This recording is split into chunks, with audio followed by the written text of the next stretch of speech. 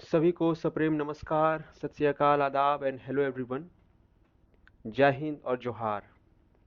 और आप सभी का स्वागत है एक और वीडियोस में, और जो कि कंप्यूटर क्लास की सीरीज का ये 9वां चैप्टर है।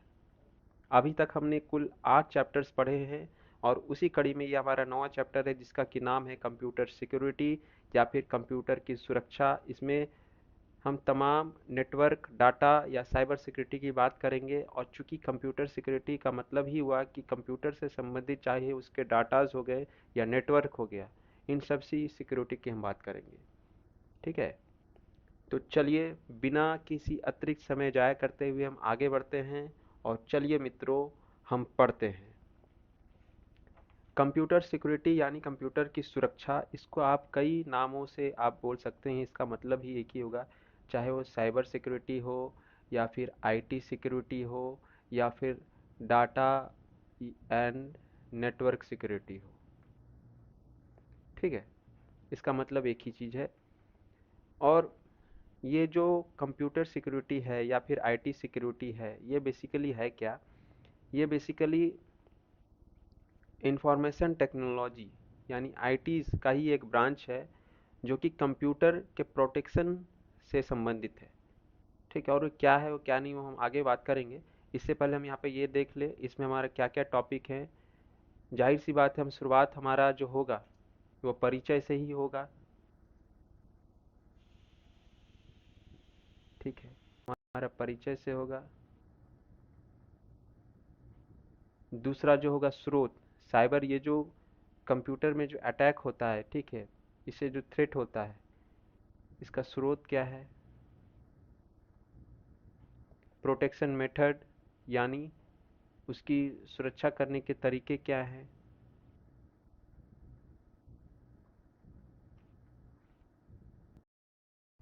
इसमें इम्पोर्टेंट थ्रेट्स, ठीक है, महत्वपूर्ण जो खतरे हैं उन पर हम बात करेंगे। दूसरा, कंपोनेंट ऑफ सिक्योरिटी यानी ये जो कंप्यूटर सुरक्षा के जो तत्व क्या क्या हैं, इनकी लेकर हम बात करेंगे। अगला जो होगा हमारा मालवेयर, इम्पोर्टेंट मालवेयर प्रोग्राम्स की बात करेंगे। फिर कंप्यूटर वायरस और उसके प्रकार प्लस उसके प्रभाव की बात करेंगे। ठीक है, फिर इसमें इम्पॉर्टेंट वायरस यानी महत्वपूर्ण वायरसेस आ जाएंगे। एंटीवायरस एक प्रोग्राम है जो कि वायरस को टैकल करता है, उसको लेकर। वार्म ट्रोजन स्पाईवेयर, ठीक है, कुछ अन्य खतरे के बारे में हम पढ़ेंगे कंप्यूटर सुरक्षा को लेकर जो भी है। सॉल्यूशंस, इनके क्या क्या इनकी समाधान हो सकते हैं, क्या किस तरीके से हम समाधान करेंगे इस कंप्यूटर थ्रेट को, इसके बारे में बात करेंगे। हैकर्स की बात करेंगे, हैकर्स और उनके प्रकार।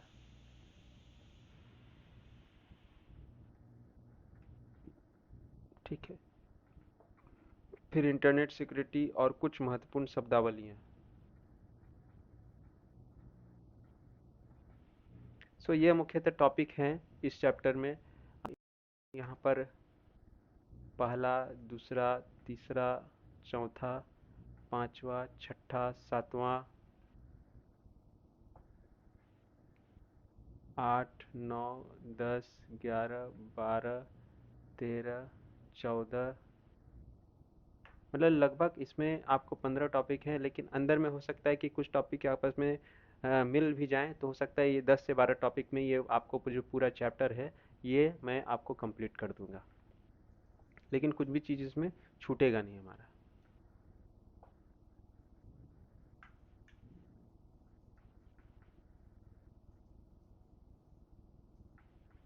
तो चलिए हम लोग शुरू करते हैं इस कंप्यूटर सिक्योरिटी के बारे में। पहले इसका परिचय के बारे में बात करते हैं। इंट्रोडक्शन,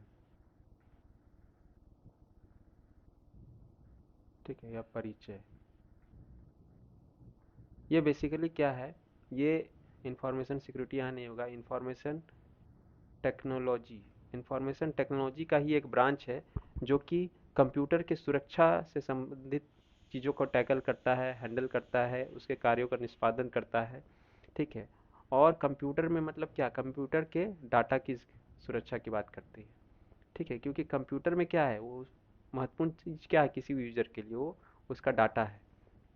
ठीक है। दो, एक तो है कि जो कि हमारे कंप्यूटर में जो डाटा स्टोर्ड है उसका, दूसरा वो जो भी डाटा हम नेटवर्क के जरिए ट्रांसफ़र करते हैं, ठीक है, उसको सुरक्षा को लेकर बात करता है। यानी इन दो तरह के मुख्यतः डाटा होते हैं। जाहिर सी बात है, एक डाटा आपके जो कंप्यूटर में होगा या फिर दूसरा डाटा जो भी आप ट्रांसफ़र करिएगा।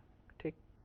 अब बेसिकली क्या है कि यदि हमारा यदि कंप्यूटर सिक्योरिटी नहीं हो तो किस किस प्रकार की हमें समस्याएं हो सकती है। पहला तो एक कि हमारे जो डाटाज हैं उसका अनधिकृत इस्तेमाल किया जाएगा।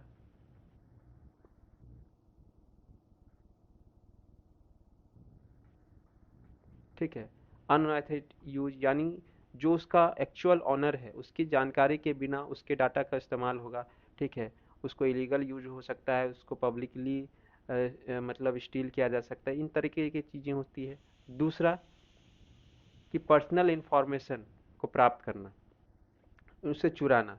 आप किसी भी यूज़र के पर्सनल इंफॉर्मेशन को चुराकर आप उसके क्षति पहुंचा सकते हैं, या फिर मान लीजिए उसको मतलब चीज़ों को आप पब्लिकली उसको मतलब पब्लिश कर सकते हैं, तो जिससे कि उस यूज़र को दिक्कत होगी। तीसरा कि डाटाज में अनवांटेड यानी अनैच्छिक अनैच्छिक परिवर्तन करना, मतलब यूजर उसके जो ऑनर के जानकारी के बिना ही उसके डाटा में फेरबदल कर देना। अब इससे क्या होगा कि जो यूजर वो डाटा उसमें रखा है, जब उसके डाटाज में फेरबदल होगा तो जाहिर सी बात है उससे दिक्कत होगी। अब मान लीजिए मैंने इस फोल्डर में, एक फोल्डर में मैंने 5 फाइल्स रखे हैं मैंने अपने हिसाब से। अब कोई आया इसको हेर फेर कर दिया, किसी फाइल को डिलीट ही कर दिया या फिर इसमें किसी और फाइल को मिक्स कर दिया, तो जाहिर सी बात है इसके जो एक्चुअल ऑनर है उसे परेशानी होगी। तो वही बात इस पे कही गई है। तीसरा है डाटा डिस्ट्रक्शंस भी। ये सबसे मतलब डेंजरस चीज़ होती है कि कंप्यूटर सिक्योरिटी आपकी यदि थ्रेट पर है, ठीक है, साख पर है, तो आपका जो डाटाज है, महत्वपूर्ण डाटा जो कंप्यूटर में है वो नष्ट हो सकता है। डाटा का नष्ट होना। ठीक है। तो ये बेसिकली कुछ और भी चीज़ें हैं, लेकिन ये 4-5 कुछ प्रमुख चीज़ें हैं। तो ये हमारा हो गया, ये साइबर सिक्योरिटी क्या है और इसकी मतलब उपलब्धता नहीं हो, सिक्योरिटी नहीं हो, तब क्या क्या हो सकता है। अब हम पढ़ते हैं सोर्सेस ऑफ साइबर अटैक, यानी स्रोत के बारे में बात करेंगे। इसमें क्या क्या स्रोत हैं साइबर अटैक के। ठीक है। साइबर अटैक जब भी मैं बोलूँ तो इसमें आप कंप्यूटर अटैक भी समझ सकते हैं या फिर डाटा अटैक भी समझ सकते हैं। ठीक है। ये जो साइबर अटैक जो है, ठीक है, इसका जो सबसे मोस्ट इम्पोर्टेंट, जो इसका मतलब एक दुश्मन आप कहिए या फिर इसका आप इसको सेनापति बोलिए, या इसका सबसे महत्वपूर्ण जो कंपोनेंट है वो है वायरस। ठीक है। वायरस क्या है, ये काफ़ी मतलब अपने आप पे पोटेंट है, मतलब सक्षम है, और ये किसी भी कंप्यूटर को, उसकी सिक्योरिटी को ये थ्रेट कर सकता है। ये बेसिकली क्या होते हैं, ये स्मॉल सॉफ्टवेयर प्रोग्राम होते हैं जो कि एक कंप्यूटर से दूसरी कंप्यूटर में फैलाए जाते हैं, और जिससे क्या होता है कि कंप्यूटर का जो अपना एक ऑपरेशन है, जिस तरीके से वो काम कर रहा है उसका एक, देखिए हर चीज़ का एक अपना ऑपरेशन होता है, जब वो उस तरीके से काम करता है तभी वो हमारे यूजफुल होता है। हमारे हाथ पैर हैं, अब हम आप बोलिएगा कि आप हाथ से चलना शुरू कर दीजिए, आप पैर से मतलब अ, हाथ वाला काम करना शुरू कर दीजिए, तो जाहिर सी बात है ये आपको दिक्कत होगा, किसी भी इंसान को परेशानी होगी। तो ठीक उसी प्रकार ये वायरस क्या करते हैं, किसी भी कंप्यूटर में मतलब पहुंच कर उसके जो नॉर्मल फंक्शनिंग को वो प्रभावित करते हैं।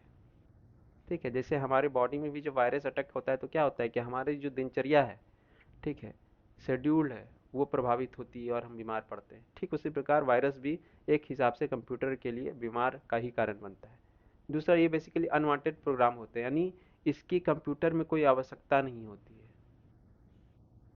कंप्यूटर में आवश्यकता नहीं होती है, आवश्यकता नहीं, या फिर जो ये ऑनर के कंसेंट के बिना ही उस कंप्यूटर में इसे इंस्टॉल किया जा सकता है। ठीक है। तो यही हो गया हमारा वायरस। इस पर हम वृहद चर्चा भी करेंगे आगे चलकर।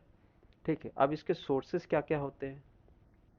पहला, तो हमारा डाउनलोडेबल प्रोग्राम्स, जो भी कभी भी हम जब भी किसी प्रोग्राम्स को डाउनलोड करते हैं, ठीक है, अब वो बहुत तरह के प्रोग्राम हो सकते हैं, ठीक है, वो हमारे डाटा के फॉर्म में, मान लीजिए कोई वीडियोस है, कोई टेक्स्ट है, कोई एग्जीक्यूटेबल प्रोग्राम है, ठीक है, तो उसके ज़रिए जब जब हम उस चीज़ को प्ले करेंगे, जब जब हम उस चीज़ को ऑपरेट करेंगे अपने सिस्टम में, तब तब वो वायरस एक्टिव होगा।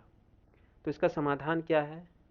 इसका समाधान ये है कि जो भी चीज़ें हम डाउनलोड करते हैं उसे हम स्कैन करें, ठीक है, कंप्यूटर के द्वारा उसे स्कैन करें। उसके लिए एंटीवायरस होता है, या फिर कंप्यूटर का अपना स्कैनिंग प्रोसेस भी होता है, उसके जरिए हम उस चीज़ों को स्कैन कर लेंगे, तो इन सब चीज़ों से हम बच सकते हैं। दूसरा है कि cracked software. Cracked software basically क्या होता है कि ये ऑथेंटिक या जेन्यून सॉफ्टवेयर के कॉपीज होते हैं। इसमें कुछ इलीगल फाइल्स होते हैं जो कि कंप्यूटर को हार्म पहुंचाते हैं, उसके डाटा को मतलब परेशान करते हैं। और ये बेसिकली क्या होता है कि इनका डिटेक्शन भी आसान नहीं होता है, ठीक है, मतलब इसे आप पकड़ना भी मतलब उतना आसान नहीं होता है, जिसके कारण ये कंप्यूटर में फैलते जाते हैं। तो इसका हमारा सॉल्यूशन क्या है कि जब भी आपको सॉफ्टवेयर डाउनलोड करना है तो आप किसी उसके एक्चुअल वेबसाइट से, ऑफिशियल वेबसाइट से आप डाउनलोड करिए, ठीक है, या फिर जो भी उसका जो ऑथेंटिक सोर्स है या जेन्युइन प्लेटफॉर्म है, वहाँ से उन चीज़ों को आप लीजिए, ठीक है। किसी भी थर्ड पार्टी मतलब साइट से उस सॉफ्टवेयर को डाउनलोड करने से पहले उसको चेकिंग करिए। तीसरा, ईमेल अटैचमेंट्स और स्पैम्स। ईमेल अटैचमेंट्स में क्या होता है कि कई बार सामने वाला हमें एक अटैचमेंट, यानी जो भी उसमें अटैच किया जा सकता है, चाहे कि फाइल्स हो, वीडियोस हो, उस फॉर्म में वो हमें वायरस भेजता है। और इसमें समस्या ये होती है कि इसमें यूजर अवेयर नहीं रहता है, ठीक है, उसने चीज़ों को खोला और जैसे ही उसने ओपन करा, वो वायरस आपके सिस्टम में इंटर कर जाएगा। और दूसरा, स्पैम्स, ठीक है, स्पैम्स का भी इस्तेमाल वायरस को स्प्रेड करने के लिए किया जा सकता है। तो इसके लिए ये है कि हमें मतलब इसमें बेसिकली हम यही कर सकते हैं कि जो सेंडर है, ठीक है, जिसने हमें ईमेल भेजा है, उसके बारे थोड़ा सा उसे केयरफुली उसे हैंडल करें। मान लीजिए आपको लग रहा है कि ये कोई डाउटफुल है, ठीक है, संदिग्ध सेंडर आपको लग रहा है, तो उस चीज़ों को प्ले करने से, उनके ईमेल्स को ओपन करने से आप बचें, यदि उसमें किसी प्रकार का अटैचमेंट है। चौथा है, डाटा स्टोरेज डिवाइसेस जो होते हैं, ये भी बहुत ही प्रमुख कारण रहते हैं। कुछ समय पहले तक जो हमारा जो पेन ड्राइव है, इससे काफ़ी ज़्यादा वायरसेस मतलब एक कंप्यूटर से दूसरे कंप्यूटर होते थे। तो इसका एक आसान सा उपाय ये है कि जब भी हम किसी भी एक्सटर्नल ड्राइव को कंप्यूटर में इंजेक्ट करते हैं, उसे ऑपरेट करने के लिए लगाते हैं, तो उससे पहले हम स्कैन कर लें। तो ये हमारा हो गया वायरस से बचने के उपाय। अब हम आगे बढ़ते हैं। हमारा जो अगला टॉपिक है वो है प्रोटेक्शन मेथड्स, ठीक है। ये जो हमारा पूरा जो चैप्टर है, ये कंप्यूटर सिक्योरिटी की बात कर रहा है।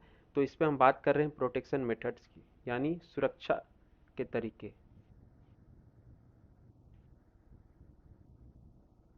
कंप्यूटर सुरक्षा के तरीके, ठीक है। ऐसे तो कई मेथड्स हैं, लेकिन चार मुख्य मेथड है।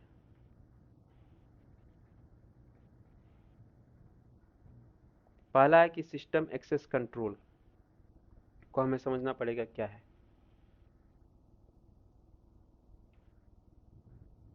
सिस्टम एक्सेस कंट्रोल का मतलब ये है कि किसी भी सिस्टम को कौन यूजर ऑपरेट करेगा, इसका कंट्रोल करना, ठीक है। अब मान लीजिए आपका सिस्टम है, उसे कोई भी यूज कर रहा है, तो मान लीजिए आपके विपरीत उसकी कुछ मंशा होगी, तो वो कंप्यूटर में कुछ डाटा को हेर फेर कर सकता है, या आपके डाटा को नष्ट कर सकता है।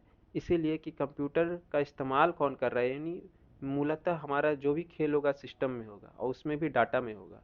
तो यदि हम सिस्टम में ही पहुंचने से यूजर को कंट्रोल कर ले, तो जाहिर सी बात है हमारा जो पूरा जो डाटा है, यानी कंप्यूटर के अंदर का जो भी हमारा इंफॉर्मेशन है, वो सुरक्षित रहेगा। दूसरा है डाटा एक्सेस कंट्रोल। इसमें क्या किया जाता है कि डाटा को मॉनिटर किया जाता है, ठीक है। इसमें हम मॉनिटर करते हैं कि कौन सा डाटा का इस्तेमाल, ठीक है, किस लिए किया जा रहा है, व्हाट पर्पज। अब मान लीजिए कि मैं एक कंप्यूटर है, ठीक है, अब इसको 5 यूज़र यूज कर रहे हैं, ठीक है, मेरा इसमें कुछ पर्सनल इन्फॉर्मेशन है, लेकिन कोई दूसरा यूज़र आता है कि उस पर्सनल इन्फॉर्मेशन को, मान लीजिए मैंने इसमें पर्सनल इन्फॉर्मेशन रखा है कुछ अपने फॉर्म फिल करने के लिए, ऑनलाइन जो भी मैं फॉर्म फिलिंग करता हूँ, लेकिन मान लीजिए कोई अन्य यूज़र आता है, उस चीज़ को क्या करता है, वो उस चीज़ को अपने लिए या फिर किसी इलीगल यूज के लिए उसे यूज कर रहा है, तो जाहिर सी बात है वहाँ पर चीज़ें हमें दिक्कत हो सकती है। इसलिए डाटा मतलब आपके डाटा का एक्सेस कौन कर रहा है, इस पर भी कंट्रोल रखना आवश्यक है। तीसरा है कि सिस्टम एंड सिक्योरिटी एडमिनिस्ट्रेशन, ये ऑफलाइन एक प्रक्रिया है, ये बेसिकली ये ऑफलाइन प्रक्रिया है, ठीक है, जिसके तहत जिसके तहत सिस्टम को हम लोग से हम बाईपास कर सकते हैं। चौथा है हमारा सिस्टम डिजाइन, ठीक है, इसमें क्या होता है कि आपका जो भी सिस्टम है, ठीक है, सिस्टम क्या है बेसिकली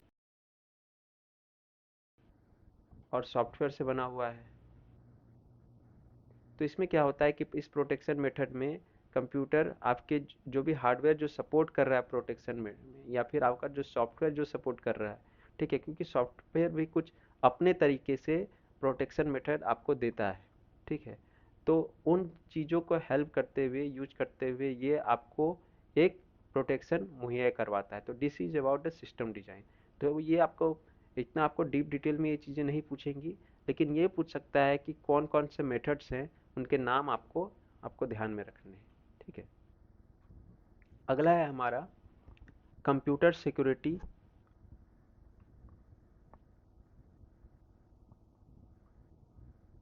सॉरी ये चीज़ें तो हमने देख ली है। Important threats to computer security, ठीक है, यानी महत्वपूर्ण खतरे हो गए, महत्वपूर्ण खतरे जो भी आपके कंप्यूटर सुरक्षा के लिए।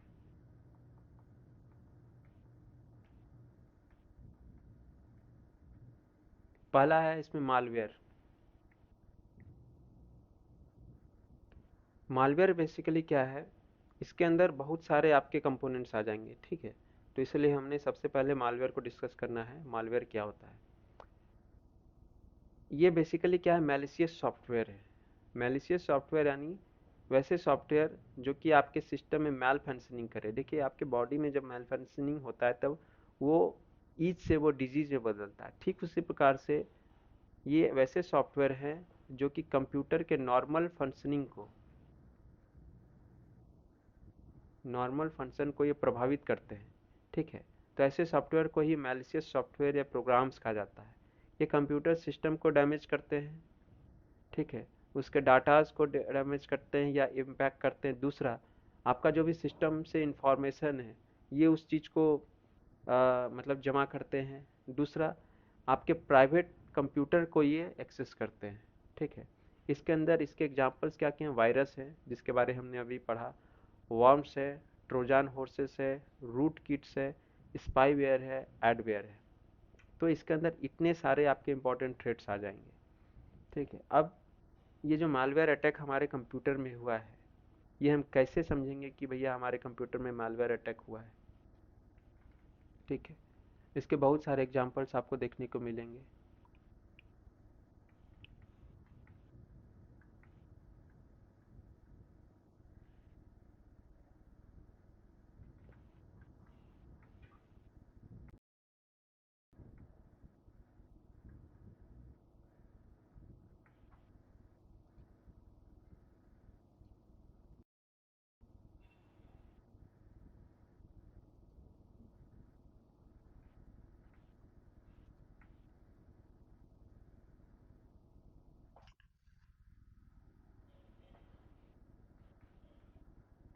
मालवेयर अटैक,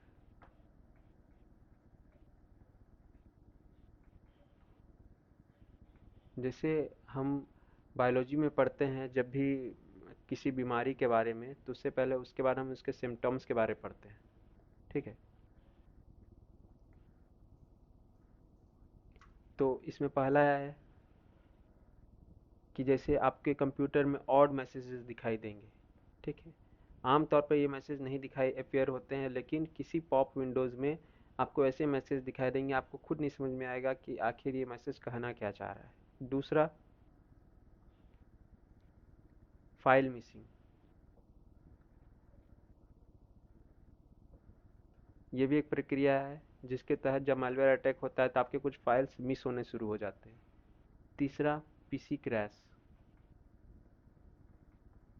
आप कंप्यूटर में कुछ काम कर रहे हैं, ऑपरेट कर रहे हैं, अचानक आपका पीसी डंप कर जाता है, मतलब जाता है। एक ऐसी अवस्था जब आपका जो पूरा जो वर्किंग है, वर्किंग प्रोग्रेस है, इसमें ख़त्म हो जाता है।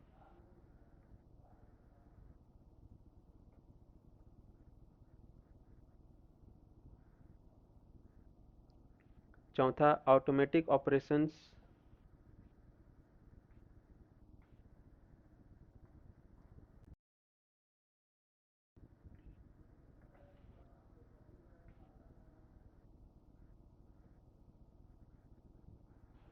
कंप्यूटर मान लीजिए कोई भी अपना नॉर्मल फंक्शन कर रहा है। कंप्यूटर नॉर्मल फंक्शन करता है, कब करता है? जब यूज़र उसको कुछ इनपुट देता है। लेकिन यदि वही कंप्यूटर खुद ब खुद ऑपरेशन करने लगे, ठीक है, मान लीजिए आपका माउस क्लिक होने लगे, ठीक है, या फिर कोई फाइल ऑटोमेटिकली ऑटोमेटिकली ओपन होने लगे, ऑटोमेटिकली ओपनिंग ऑफ फाइल, या फिर कोई प्रोग्राम ऑटोमेटिकली रन होने लगे, तो उस सेंस में क्या होता है, ये ऑटोमेटिक ऑपरेशंस होते हैं, यानी समझिए कि आपके कंप्यूटर में किसी भी प्रकार का एक मालवेयर अटैक हो चुका है। दूसरा, आपका कोई ड्राइव है, वो आप एक्सेस नहीं कर पा रहे हैं, मतलब उसको आप एक्सप्लोर नहीं कर पा रहे हैं, ठीक है। आपके कंप्यूटर में एक अनयूजुअल म्यूजिक प्ले होने लगता है, या फिर साउंड आने लगता है, तो उस सेंस में भी आपके कंप्यूटर में मालवेयर अटैक होता है। तो ये बेसिकली कुछ ऐसे तरीके हैं जिनसे हम पहचान सकते हैं कि आपके कंप्यूटर में अब मालवेयर अटैक हो चुका है, ठीक है, यानी मैलिशियस किसी मैलिशियस प्रोग्राम या सॉफ्टवेयर का एंट्री आपके सिस्टम में हो चुका है। तो यही हो गया। अब इसमें हम पढ़ते हैं वायरस के बारे में। वायरस के बारे जैसे हमने बताया, ये सबसे इम्पॉर्टेंट, यानी सबसे ये इम्पॉर्टेंट कंपोनेंट है, या मोस्ट पोर्टेबल, मतलब सबसे अहम और सबसे ये मतलब एक हिसाब से देखा जाए तो कॉमन मतलब तरीका है जिससे आपके कंप्यूटर सुरक्षा को भेदा जा सकता है, ठीक है, आपके कंप्यूटर सुरक्षा को भेदा जा सकता है। तो इसमें इसका जो फुल फॉर्म है, कई बार हमसे पूछ लिया जाता है, इसका फुल फॉर्म होता है vital information, R for resource, और यू फॉर अंडर, और एस फॉर सीज, ठीक है। चूंकि हमने यहाँ वायरसेस लगाया है, इसको बहुत सारे वायरसेस को रिप्रेजेंट कर रहा है, लेकिन सिर्फ हमें सिंगुलर में बस इतना ही तक होगा, ठीक है। इसका दूसरा नाम भी एक होता है परवर्स सॉफ्टवेयर, इस बात को याद रखिएगा आप लोग। परवर्स सॉफ्टवेयर, ये कहीं आपको पूछ सकता है, तब पूछ सकते हैं। ये बेसिकली क्या होता है, ये स्मॉल प्रोग्राम्स होते हैं, ठीक है। ये बहुत बड़े बड़े प्रोग्राम्स फाइल नहीं होंगे, बहुत सॉफ्टवेयर लाइक नहीं होंगे, ये स्मॉल प्रोग्राम्स होंगे जो कि आपके कंप्यूटर को निगेटिवली इम्पैक्ट करता है, ठीक है, वो नकारात्मक रूप से प्रभावित करता है। ये क्या करता है कि आपके पीसी का ये कंट्रोल जो होता है, ठीक है, उस पे आपको ये हेर फेर करता है, और जिससे कि आपका जो कंप्यूटर है अनयूजुअल रूप से काम करता है, और कई बार जो एक्शन जो होता है ये आपको मतलब एक हिसाब से देखा जाए ये आपके अगेंस्ट में चीज़ें काम करता है, तो वही हमारा क्या हो गया, वायरस हो गया। इसकी एक सबसे इम्पॉर्टेंट कैरेक्टरिस्टिक्स ये होती है कि ये अपने आप को ये कॉपीड करने में सक्षम होता है, यानी एक हिसाब से बताया जाए तो ये अपनी क्लोनिंग कर सकता है, ठीक है, और ये दूसरे प्रोग्राम से खुद को अटैच भी कर सकता है। और जिससे क्या होगा कि जब भी उस प्रोग्राम को आप रन करिएगा, वायरस का फाइल तो है ही, लेकिन उसके अलावा जिस प्रोग्राम से उस वायरस ने अपने आप को अटैच कर लिया है, जब भी आप उस प्रोग्राम को रन करिएगा तो वो आपका वायरस कंप्यूटर में स्प्रेड होगा, ठीक है, जस्ट लाइक इन्फेक्शन, जैसे कि वायरल डिजीज होता है, ठीक है, हाल में जो कोरोना जो हो रहा था, ठीक उसी प्रकार से वायरस का भी काम यही होता है कंप्यूटर के सेंस में भी। दूसरा, ये आपके कंप्यूटर के किसी भी पार्ट को अटैक कर सकता है, ठीक है, चाहे आपके बूटिंग सिस्टम को ये ब्लॉक कर सकता है, ठीक है, आपके पूरे ऑपरेटिंग सिस्टम को प्रभावित कर सकता है, आपकी किसी फाइल्स को ये डैमेज कर सकता है, इवन आपके कंप्यूटर प्रोग्राम या सॉफ्टवेयर जो भी इंस्टॉल आपने कर रखे हैं, चूंकि उसे वह अटैच कर लेता है तो जिससे उसके भी फंक्शनिंग को ये प्रभावित करता है। ठीक है, अब यहाँ से सवाल आपके बन सकते हैं। ये पहला है कि पहला जो कंप्यूटर वायरस था वो था, उसका नाम था क्रीपर। ठीक है, और ये पहला वायरस था जो कि नेटवर्क में स्प्रेड हुआ था, first computer virus to spread on network, यानी नेटवर्क में फैला था।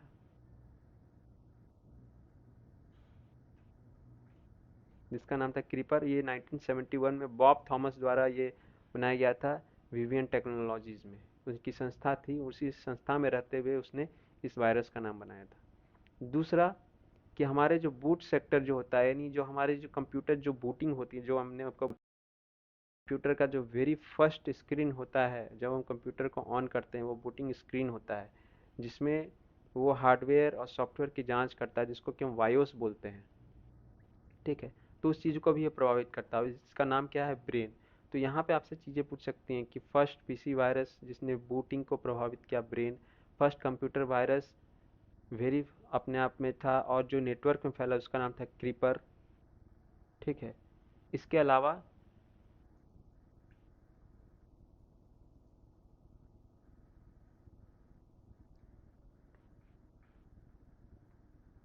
इम्पोर्टेंट वायरस, इसको मैं आपके इसी में इसी एनोटेशन में डिनोट कर देता हूँ। अभी चलिए, इम्पोर्टेंट वायरस पहला है, एक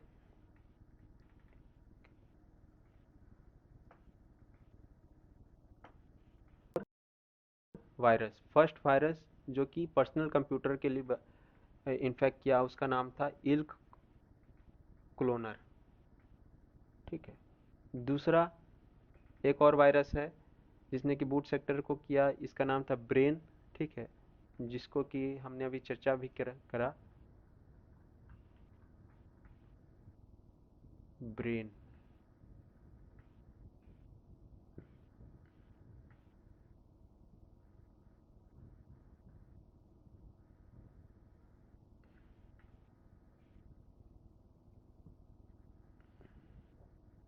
ब्रेन, और ये बनाया गया था आपका पाकिस्तान में। ठीक है, इसके अलावा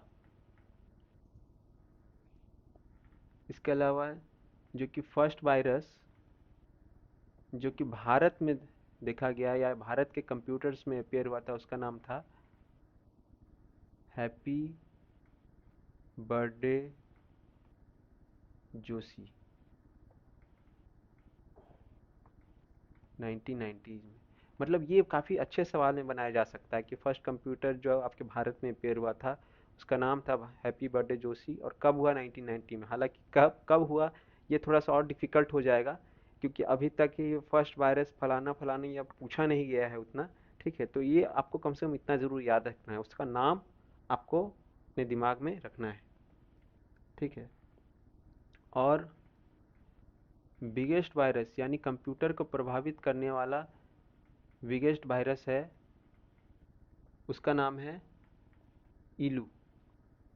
ठीक है, मतलब आई लव यू। इसके अलावा एक और वायरस है जो कि आपके फाइल को लॉक करता है और उसको खोलने में, उसके एवज में वो आपसे फिरौती की डिमांड करता है कि भैया तुम ये इतना हमें फिरौती करो, हम तुम्हें पैसा देंगे, मतलब हम तुम्हारे फाइल्स को खोल देंगे। ठीक है, रैंसम। और इसका नाम है पेटिया रैंसमवेयर।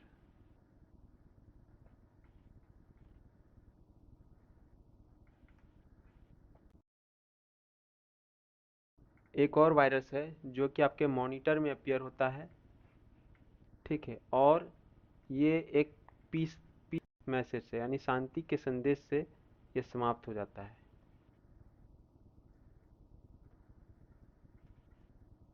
इसका नाम है मैक, मैग। ठीक है, तो ये बेसिकली कुछ प्रमुख इम्पोर्टेंट वायरस हैं, इसको आपको याद रखना है। ठीक है, अब एक और वायरस है वंदे मातरम। ये वायरस जो है ये भारत में निर्मित है। ठीक है, इंडिया में। अब इफेक्ट ऑफ वायरस, वायरस से इफेक्ट क्या क्या होता है? पहली बात तो ये हमारे कंप्यूटर परफॉर्मेंस को ये स्लो करता है। दूसरा, जाहिर सी बात है वायरस का मुख्य काम ही होता है आपके डाटा को प्रभावित करना। तीसरा, ये हमें नेटवर्क में भी प्रभावित करता है। ठीक है, क्योंकि अमूमन जो आज के डेट में जो वायरसेस जो आते हैं वो नेटवर्क के जरिए ही आ रहे हैं। ठीक है, इसके अलावा अन्य तरह के कि वो एरर मैसेज हमें कंप्यूटर में पॉपअप विंडो के जरिए प्रोड्यूस करता है। ठीक है, जिससे कि एक यूजर काफ़ी इरिटेशन महसूस करता है। अल्टर पीसी सेटिंग, आपने जो पीसी सेटिंग कर रखी है अपने हिसाब से, या फिर आपके सिस्टम ने अपने हिसाब से जो भी पीसी सेटिंग कर रखी है उसमें ये अल्टरेशन करता है। ठीक है, जिससे कि आपका पीसी का जो फंक्शनिंग है वो एबनॉर्मल होता है। दूसरा, आपके बूटिंग टाइम को ये बढ़ा सकता है। ठीक है, मान लीजिए 10 सेकेंड या 30 सेकेंड में जो आपका सिस्टम जो बूट हो रहा था, आपका सिस्टम जो ओपन हो जा रहा था, ठीक है, वर्किंग कंडीशन में आ रहा था, उस चीज़ को ये बढ़ा सकता है। 1 मिनट 2 मिनट तक चीज़ें ये कर सकता है। दूसरा, कि आपके कंप्यूटर में काफ़ी सारे अनवांटेड फाइल्स का ये क्रिएशन कर देता है। ठीक है, जिसकी आपकी ज़रूरत नहीं है, लेकिन चूंकि वो वायरस के द्वारा क्रिएट होता है, तो जब जब वो रन होगा तब तक आपके कंप्यूटर में वायरस और इफेक्टिव होगा। दूसरा, कंप्यूटर ऑपरेशन के दौरान आपका कंप्यूटर कुछ अनयूजुअल बिहेवियर करेगा, मतलब जो आपकी समझ से परे हो। ठीक है, तो ये काफ़ी सा मतलब काफ़ी इसका जो व्यापक इसका इम्पैक्ट होता है, मतलब ऐसा नहीं है कि एक दो चीज़ों में प्रभाव करेगा, कंप्यूटर के हर चीज़ को ये प्रभावित करता है। अगला जो है हमारा साइबर बुलिंग, ये थोड़ा सा कट गया है।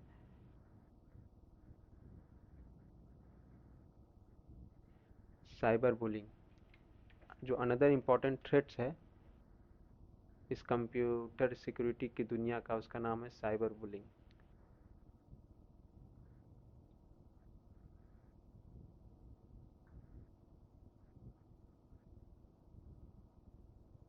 ठीक है, अब बुलिंग का मतलब क्या होता है ये समझिए।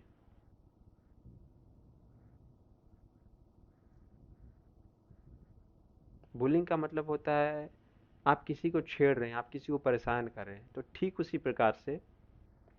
प्रकार से इसमें क्या होता है कि आप इंटरनेट या फिर मोबाइल टेक्नोलॉजीज के जरिए आप किसी यूजर को, ठीक है, आप किसी यूजर को किसी अनसिविलाइज इमेज के जरिए या फिर वीडियोस या टेक्स्ट के जरिए, मतलब किसी भी डाटा के जरिए जब आप उसे परेशान करते हैं तो वो साइबर बुलिंग कहलाता है। ठीक है, इसमें आप ईमेल का इस्तेमाल करते हैं, टेक्स्ट या सोशल मीडियाज़ का इस्तेमाल करते हैं, और जिससे कि आप सामने वाले यूजर को आप परेशान कर सकते हैं और उसे थ्रेट कर सकते हैं, मतलब उसे डरा धमका सकते हैं।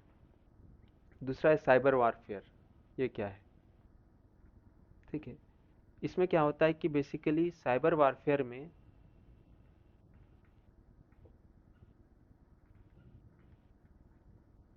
कोई भी राष्ट्र, कोई भी एक देश दूसरे देश के डाटाज को, ठीक है, मान लीजिए इंडिया है या फिर पाकिस्तान है, ये क्या करेंगे कि एक दूसरे के डाटाज को ये चोरी करते हैं। ठीक है, अपने यूज के लिए। ठीक है, अब उसका यूज करें या इलीगल यूज करें जो भी है, उसे हम लोग साइबर वारफेयर करते हैं।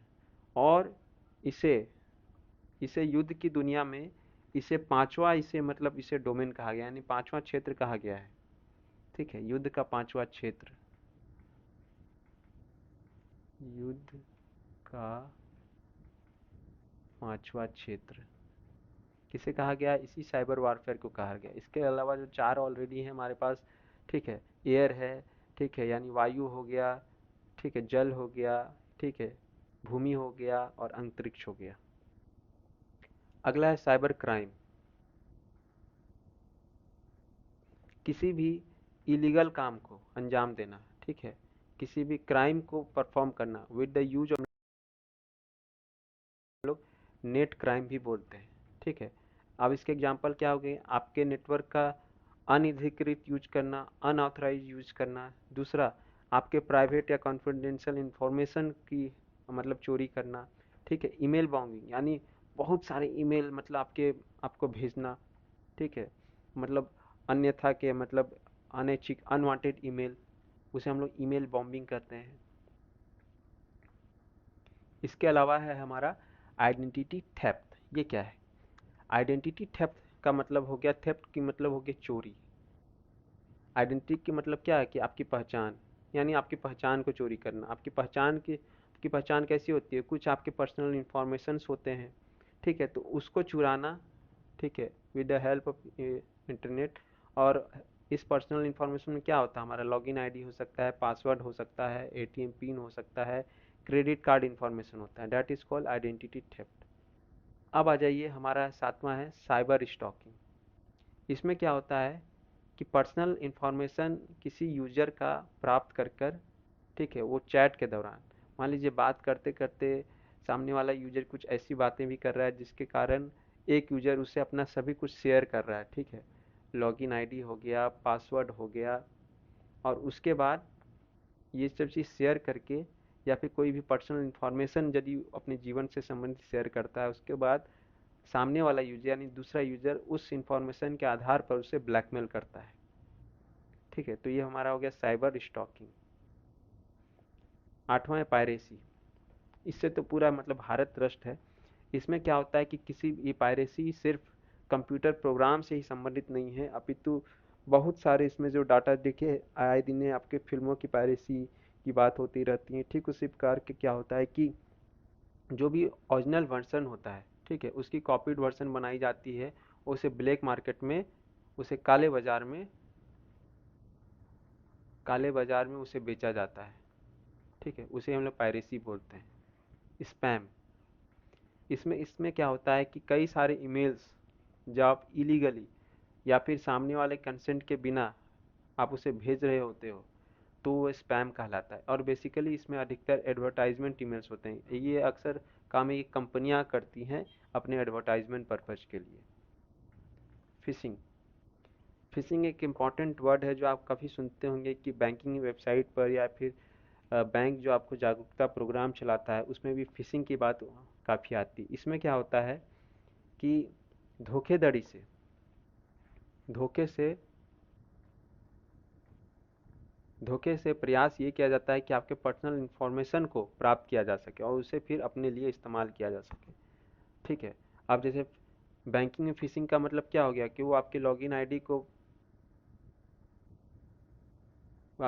आईडी को प्राप्त करेगा या फिर आपके पासवर्ड को प्राप्त करेगा, ठीक है, एटीएम पिन को प्राप्त करेगा, ठीक है, कार्ड नंबर को प्राप्त करेगा, सीवीवी नंबर को प्राप्त करेगा, ठीक है, उसे अपने लिए इस्तेमाल करेगा। डैट इज कॉल्ड फिशिंग, ठीक है। इसमें पी एच होता है, वो एफ वाला नहीं। अब आ जाइए साइबर बुलिंग। ये तो हमने देख लिया है, ये हमारा पेज रिपीटेड है। अब आ जाइए कुकीज़।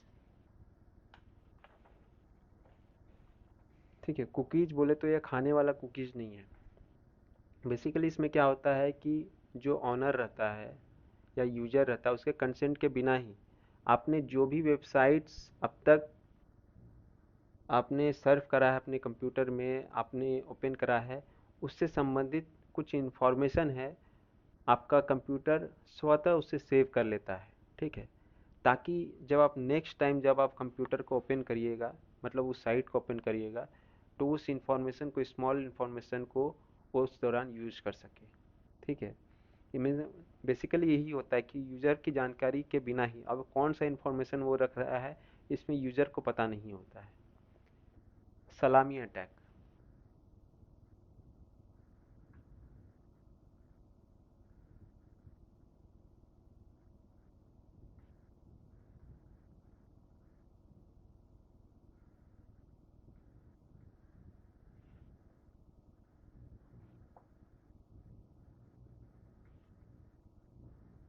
इसमें क्या होता है कि कुछ अनवांटेड प्रोग्राम होते हैं, मैलिशियस प्रोग्राम होते हैं जो क्या क्या कंप्यूटर में स्टोर किए जाते हैं, कंप्यूटर में इंस्टॉल किए जाते हैं, ताकि बैंक का जो कस्टमर होता है उसके अकाउंट से मतलब मनी को विड्रॉ किया जा सके, ठीक है। किसी प्रोग्राम के जरिए, और इससे हम लोग इस प्रक्रिया को हम लोग, या फिर इस टर्म को हम लोग सलामी लाइसेंसिंग के नाम से भी जान जाते हैं। इसमें आम तौर पर क्या होता है कि स्मॉल अमाउंट्स का विड्रॉल होता है, लेकिन भले वो अमाउंट स्मॉल होता है, मतलब, लेकिन काफ़ी सारे अकाउंट से किया जाता है, ठीक है, ताकि उसके पास एक बड़ा अमाउंट जमा हो सके। और स्मॉल अमाउंट करने का उद्देश्य होता है कि आमतौर पर यदि वो बड़े अमाउंट हैं उस अकाउंट में, तो सामने वाला यूज़र को शायद नहीं पता चले, ठीक है। अब अगला है हमारा स्पूफिंग। स्पूफिंग का मतलब क्या होता है कि इसमें आपको कोई सामने वाला अपने आप को ऐसा वो प्रिटेंड करेगा, मास्किंग करेगा, कि जैसे वो कोई एक लेजिटिमेट, यानी वो एक वैलिड पर्सन है, सोर्स है, और ताकि वो आपसे आपके इंफॉर्मेशन को वो निकाल सके, ठीक है, और उसे वो फिर अपने लिए इस्तेमाल करेगा साइबर क्रिमिनल एक्टिविटीज़ के लिए। इसको हम लोग एक और टर्म से नाम जानते हैं, जिसका कि नाम है मास्करेड, ठीक है, कि सामने वाला, जैसे आपने देखा होगा कि रामायण में कि जो रावण भेष बदलकर संत का पहुंचता है माँ सीता के पास, ठीक है, और सीता जी को लगता है कि कोई ब्राह्मण भिक्षु आए हैं हमसे ये करने के लिए, और वो बाहर निकलती, ठीक उसी प्रकार से कि इसमें एक यूजर को लगेगा कि नहीं, वह सामने वाला यूजर लेजिटिमेट है, ठीक है। मान लीजिए कोई बैंकिंग अधिकारी बन के या बैंकिंग पर्सनल बनकर आपसे बात कर रहा हो, ठीक है, और आपको लगेगा कि नहीं ये वैलिड पर्सन है, ये ऑफिशियल पर्सन है, और आपने अपना इंफॉर्मेशन उसको शेयर कर दिया। उसके बाद सामने वाला यूजर उसे साइबर क्रिमिनल एक्टिविटीज़ में, उसे यानी इंटरनेट की दुनिया में क्राइम करने के लिए उसका इस्तेमाल करेगा, ठीक है। रूट किट्स, इसमें बेसिकली क्या होता है कि कंप्यूटर में एडमिनिस्ट्रेटिव लेवल पर कंट्रोल हासिल किया जाता है। एडमिनिस्ट्रेटिव लेवल पर क्यों? क्योंकि एडमिनिस्ट्रेटिव लेवल वो लेवल है कंप्यूटर में कि उसके पास कंप्यूटर के सारी चीज़ों का वो कंट्रोल होता है, ठीक है, ऑल कंट्रोल। लेकिन इसमें जो वाकई में उस कंप्यूटर का एक्चुअल एडमिनिस्ट्रेशन है, उसके कंसेंट के बिना, यानी उसे पता चले बिना, ठीक है। अगला है हमारा फ्लेम। इसमें किसी भी इंसान के विरुद्ध जब आप आपत्तिजनक या अपमानजनक शब्दों का इस्तेमाल करते हैं इंटरनेट पर, तो उसे हम लोग फ्लेम बोलते हैं, ठीक है। 16 है हमारा क्रैकिंग। क्रैकिंग में क्या होता है कि किसी भी इंटरनेट सिक्योरिटी को तोड़ना, ठीक है, और विदाउट एनी परमिशन, मतलब सामने वाला का, मतलब जो भी उसका जो एक परमिशन होगा, ठीक है, यदि इंटरनेट सिक्योरिटी काम कर रही है तो उसका एक मॉडुलस ऑपरेंडी होता है कि उसी के तहत वो चीज़ें काम करेंगी। लेकिन उस चीज़ के परमिशन के बिना, यानी उस मॉडुलस ऑपरेंडी को फॉलो किए बिना, ठीक है, उस चीज़ को भेदना और उसके डाटा को अपने में प्राप्त करके उसको मिसयूज करना ही उसे क्रैकिंग कहता है। और इस प्रक्रिया को जो भी अंजाम देते हैं वैसे पर्सन्स को, यानी वैसे व्यक्ति को हम लोग क्रैकर बोलते हैं, या फिर ब्लैक हैट हैकर बोलते हैं, ठीक है। ये वैसे लोग होते हैं जो कि जो कि किसी भी लोग या उनके जो कंप्यूटर के सिस्टम है उसको ये प्रभावित करते हैं, ठीक है। अगला है हमारा डाटा डिडलिंग। इसमें क्या होता है कि कोई बाहरी व्यक्ति आपके कंप्यूटर के डाटा का फेरबदल करता है, ठीक है। मैंने वही बोला था कि मान लीजिए मैंने कोई डाटा सेव रखा है, एक के अंदर 5 फाइल्स रखे हैं, हो सकता है कि कोई आज में एक बदल दे, तो उसे हम लोग डाटा डिडलिंग बोलते हैं। अगला है हमारा डिनायल ऑफ सर्विसेज। इसमें क्या होता है कि डिनायल ऑफ सर्विसेज में नेटवर्क पर अटैक किया जाता है, और ये कौन करते हैं? हैकर्स करते हैं।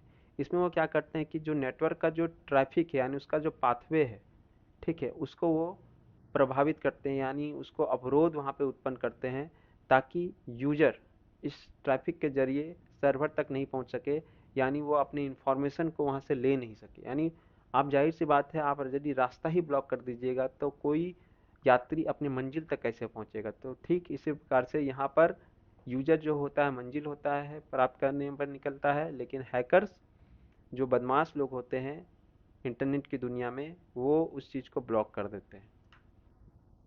अगला है हमारा एडवेयर। ये वैसे सॉफ्टवेयर प्रोग्राम होते हैं जो कि अनवांटेड प्रोग्राम आपके कंप्यूटर में शो करते हैं, ठीक है, बस इतना इसमें ध्यान रखिए। That is called adware. तो ये हमारा आज का टॉपिक था। आज हमने इतनी चीज़ें डिस्कस करी इस चैप्टर में, ठीक है। अब बाकी की चीज़ों का हम लोग कल के चैप्टर्स में देखेंगे और उम्मीद करता हूँ कि कल हमारा ये चैप्टर पूरा भी हो जाएगा। ठीक है। और धीरे धीरे हम अपने इस कंप्यूटर सीरीज का जो क्लास है इसके अंतिम पायदान की ओर बढ़ रहे हैं। हालांकि अभी भी 3-4 क्लासेस आपको लगेंगे, लेकिन काफ़ी एक अच्छा सफ़र हमने इसमें तय कर लिया है। ठीक है, 20-21 क्लास का लगभग। और उम्मीद है कि 25-26 क्लास में ये आपका जो पूरा सीरीज है, आपका एक ब्रॉड, आपका पूरा कंप्रहेंसिव ये कंप्यूटर स्टडी आपका कंप्लीट हो सके। और बाकी समय पर तो अपडेशन तो मतलब वो तो ज़रूरी है ही, वो हम करेंगे ही, लेकिन ये भी अपने आप में काफ़ी होगा। ठीक है। तो now I am signing off. तब तक आप सभी स्वस्थ, मस्त और सकारात्मक कार्यों में व्यस्त रहें और अपने आसपास एक ऐसे समाज का निर्माण करते रहें जिसके आसपास के बच्चे, बुजुर्ग और महिलाएं सहज एवं सुरक्षित महसूस करते रहें। जय हिंद, वंदे मातरम, जोहार।